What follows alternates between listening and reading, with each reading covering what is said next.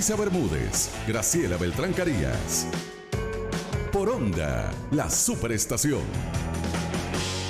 Cuando son las 2:30 le damos la bienvenida a Manuel Antonio Rodríguez, quien es socio de la firma de abogados Antequera, Parilis y Rodríguez. También es profesor de posgrado, no solo abogado, sino profesor de posgrado de la Universidad de los Andes y de la Universidad Monte Ávila. Y viene hoy a hablarnos de un tema, bueno, que ustedes saben que a mí me gusta, la inteligencia artificial. No, a mí no es que no me guste, Isa. No, yo no estoy diciendo que no te guste, estoy diciendo que a mí me gusta. No, porque el otro día me dijiste, ella dice la bendita inteligencia artificial. No es eso, él es abogado. Pero, perdón, te interrumpí, continúa. No te preocupes. Bueno, que la inteligencia artificial, ¿cómo afecta a la industria de la música? Y esto viene un poco porque vemos una cantidad de aplicaciones y cosas que están pasando a raíz de la inteligencia artificial, donde la inteligencia artificial tiene modelos de voz que empiezan a imitar a voces de famosos. Entonces, esto, por supuesto, tenemos que ver cómo afecta, ¿no? Cómo afecta la inteligencia artificial, todas estas canciones creadas con inteligencia artificial a los músicos y a los artistas. Bienvenido. Encantado, Graciela. Isa, de compartir con ustedes un tema fabuloso, fascinante. La inteligencia artificial está relacionada con cualquier tipo de actividad de la industria, de la educación, de la cultura. No hay nada que en este momento escape, por lo menos inicialmente, a esa relación. Cuando se habla de la industria musical, nosotros tenemos que tomar en consideración no solamente los aspectos que son como más mediáticos, que es lo que estás mencionando. Alguien hizo una canción, si es que se puede llamar en base a alguna aplicación, como por ejemplo Flow. Es el caso bastante conocido mediático de Nostalgia, donde aparece Justin Bieber, aparece Bad Bunny, y aparece una serie y resulta que eso de Taylor Swift, de los más reconocidos. Sí, lo hacen a través de aplicaciones. Entonces, generalmente la aproximación que se tiene a la inteligencia artificial, porque hay tres categorías: la 1.0, que es la que funcionaba mucho con los aspectos relacionados con la robótica; la 2.0, que ya se llama neural o inteligencia artificial de creación o de lectura y entendimiento; y esta, que es la que está de alguna forma evolucionando y crea una ebullición, o sea, se le dicen disruptiva, pero yo creo que es eruptiva por lo que está causando. Porque es demasiado real. Demasiado, y no solamente real. Y pudiera ser perversa en el caso de estos intérpretes, de estos compositores,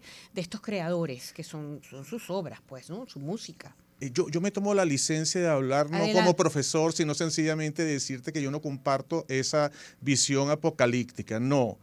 Generalmente cuando hay estos choques, y nunca en la vida ha habido un choque tan grande como la inteligencia artificial 3.0, se habla mucho de los riesgos y de las circunstancias de carácter negativo. O sea, por ejemplo, ¿cómo es posible que estén clonando mi voz, que estén clonando mi imagen, que estén tomando algunos aspectos que son identificativos de mis derechos humanos? O sea, es grave, pero la misma regulación de carácter social, y no estamos hablando de las normas, yo creo que va a encauzarlo.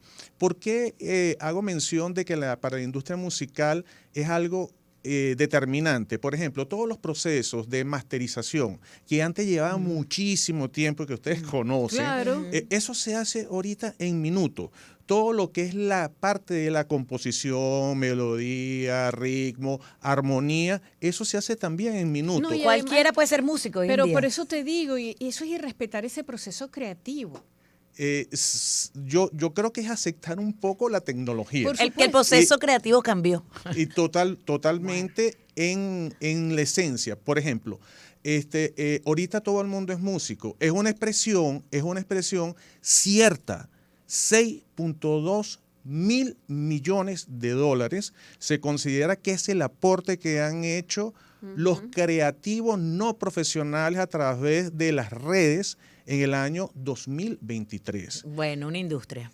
15.2 mil millones de dólares es lo que de alguna manera circuló en las plataformas de streaming en el año 1900, en el año 2022. Pero fíjate que Spotify tuvo que borrar un montón de canciones, precisamente porque estaban coleadas ahí por inteligencia artificial. Pero claro, y no van a estar coleadas esas, van a estar coleadas mucho. Y es que hay unas que son legítimas, porque por ejemplo hay una cantante que se llama Nun Nuri, que fue firmada por una casa discográfica. Claro. Espérate, y Scarlett Y es Johansson creada no con la clonaron inteligencia y intentaron. Claro, pero Scarlett Johansson.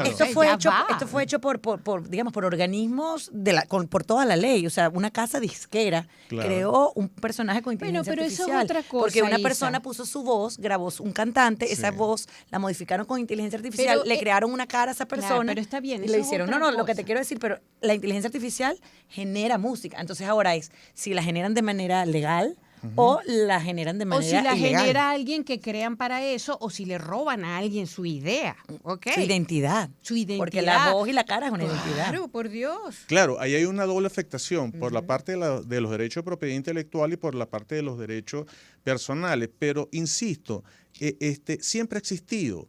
Los que tenemos cierta edad recordamos el caso de la situación de Milli Vanilli. Claro, o sea, entonces, por favor. lo Blame único... it on Por the favor, rain.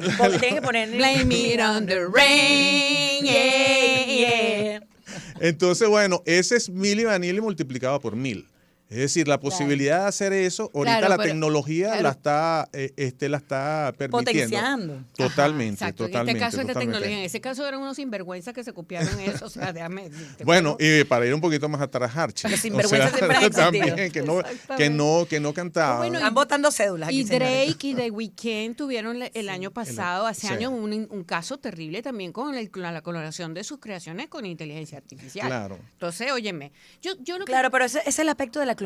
Exacto. Pero hay una cosa que la inteligencia de la artificial que es industria. positiva. Total. O sea, que permite y le da a la gente la posibilidad creativa de generar música, porque hay personas que introducen en estas plataformas que de alguna manera democratizan y ayudan a que Sí. cualquier persona pueda crear y de manera legal, ¿no? Bueno, O está sea, muy bien, claro. pero dejen a los creadores y respeten. ¿Cómo no? Haz tu cosa para tus fines y bromas, pero no. Sí, Legalmente, ¿qué se puede hacer? A es ver, que lo que yo te es que diría, a ver, pienso que debe separarse Ajá. dos actividades. Ajá. La actividad propia, los beneficios y los pros que genera la inteligencia artificial, sobre todo la 3.0, en razón de potenciar la creación, y de aquellos que no tienen el suficiente talento o la academia, sencillamente aventurarse y desarrollar habilidades que permitan generar obras.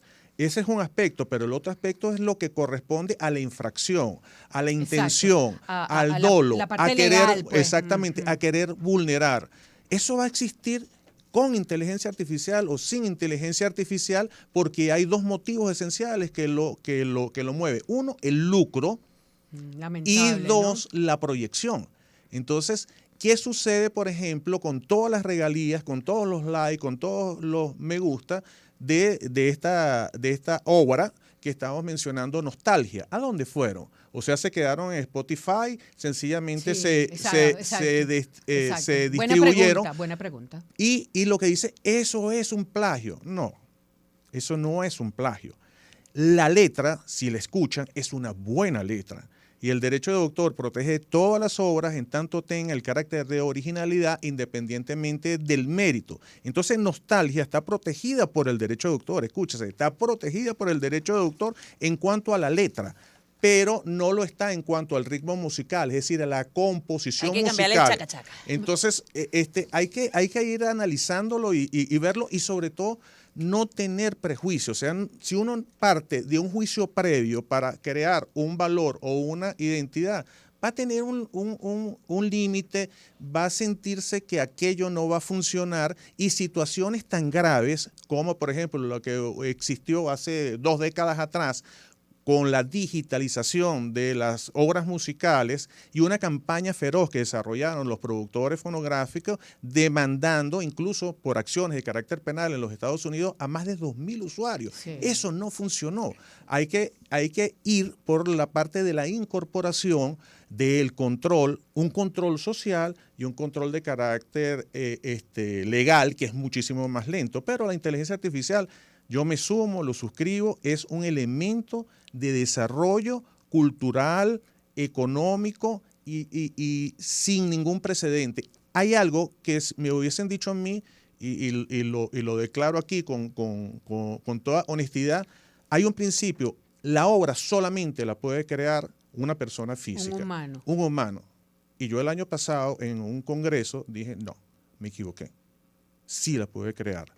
Sí la puede crear un sistema. Sí, un cambio de paradigma absoluto. Pero total. Entonces cambiamos y entendemos a la tecnología, pero no abrimos nuestra comprensión para poder darle cabida. Bueno, porque pasa, Manuel, por un montón de cosas. Mira, en Estados Unidos el Congreso, todo lo que ocurrió con esto de la inteligencia artificial, el documento que suscribieron todas estas personas allegadas a estas plataformas que hablaron de lo que podía significar, dijeron palabras insólitas para el mundo, cómo podía erosionar el mundo. Entonces yo creo que, óyeme, entonces hay que empezar a poner los puntos sobre las IES y explicar un poco, ¿no? Un poco más. Claro. Y ser lo más responsable posible y ser lo más objetivo posible.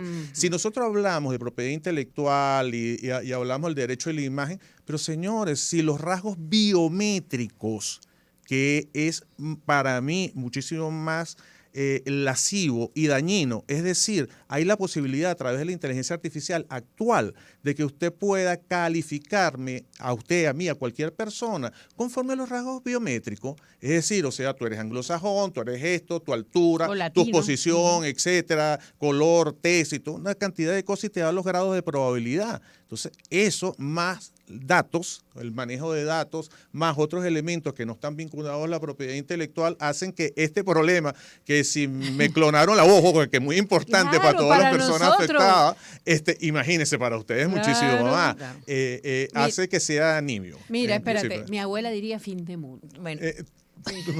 Casi, yo le pongo. Mira, yo tengo una teoría, es que yo digo que la inteligencia artificial es lo mismo que una piedra, es una herramienta.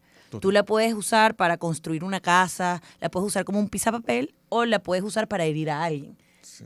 Tú tienes la herramienta. Depende del humano, de la persona, el uso que le dé. Entonces, si hay personas malas que pueden, digamos, hacer mal uso de esta tecnología, clonar voz, apoderarse de recursos sin tener ética, sin tener, guardando las leyes, que bueno, que sabemos que no están todavía establecidas, o puedes tener aquel que las use para construir algo más grande, algo especial, con todas las leyes. Entonces, yo creo que no hay que echarle tanto la culpa a la herramienta, sino más bien, por eso yo a mí me gusta impulsar mucho lo que son los valores humanos, porque eso depende de las personas que utilicemos y sepamos utilizar la inteligencia artificial para que sea para un bien común y un bien superior. Y ¿no? la incorporación al sistema educativo como algo necesario, obligatorio. Porque si no, ¿qué diferencia hay entre el facilismo?